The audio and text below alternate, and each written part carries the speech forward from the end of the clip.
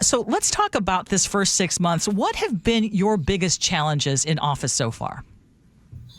Our biggest challenges so far is our current relationship with the federal government, and the federal government outright rescinding grants that they have promised us, funds that we have received for a long time under Republican and Democratic previous administrations, presidential administrations, monies that we have come to rely upon to keep our community safe, to house our neighbors, to keep people out of harm's way and provide essential services here at the local level. So by far, my biggest challenge right now is the lack of partnership with the federal government, the chaos and the uncertainty, the defunding of current programs that we rely upon at the local level to do important work, and our economic headwinds. So those are my biggest challenges I'm facing right now. So how much money are we talking about that was potentially earmarked for Pierce County?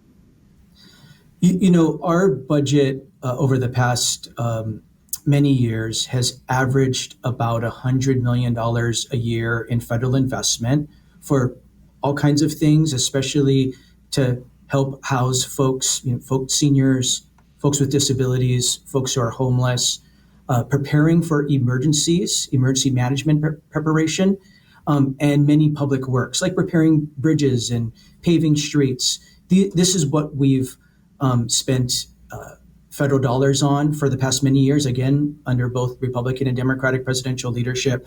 So we're talking about $100 million a year. I want to be clear, though, all that money has not evaporated.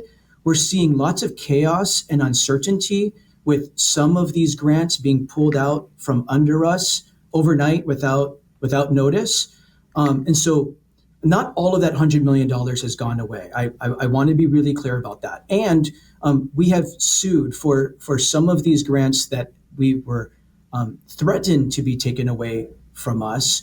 We have sued, and so far successfully sued, with a coalition of well over 30 other cities and towns, counties and states across the country, from blue states and red states, to protect our federal funds.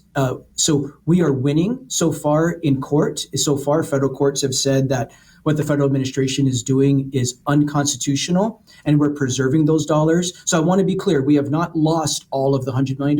We've lost some of it, but not all of it. And we're fighting like heck to protect the dollars that have been appropriated to us from Congress to do really essential services to keep our communities safe.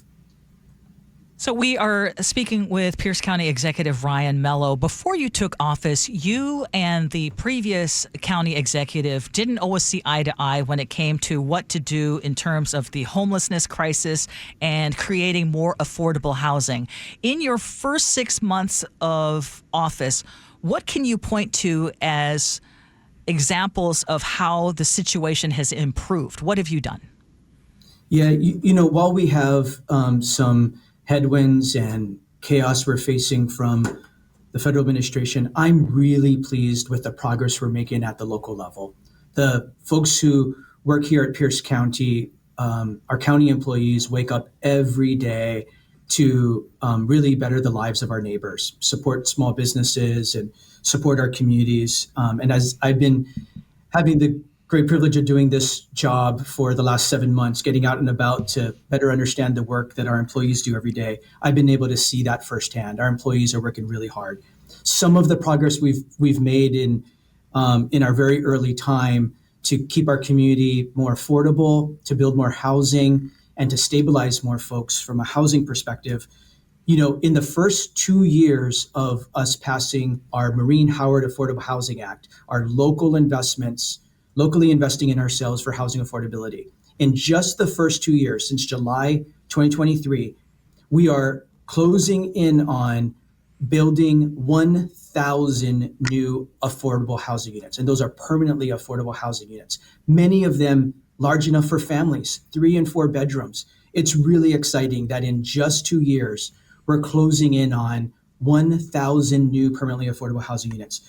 Not only that, but just last week, I had the honor of helping to open a new tiny home village in South Tacoma that Pierce County is a proud partner and funder of. This is going to move 60 people who are currently living unsheltered on our streets, under freeway overpasses, streets throughout the county, parks, and so on, places they should not be living in.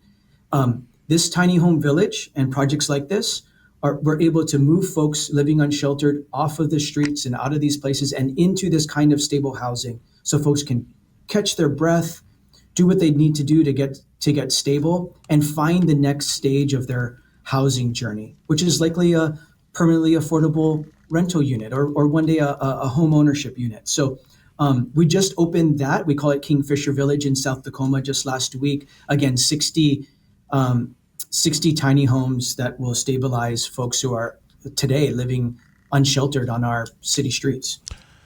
We are joined here by Executive Ryan Mello here on the Gee and Ursula Show. And last question for you, Executive. You are the executive of Pierce County, the leader, one of the leaders, if you will. I live in Pierce County, and there are a lot of people listening right now that live in Pierce County.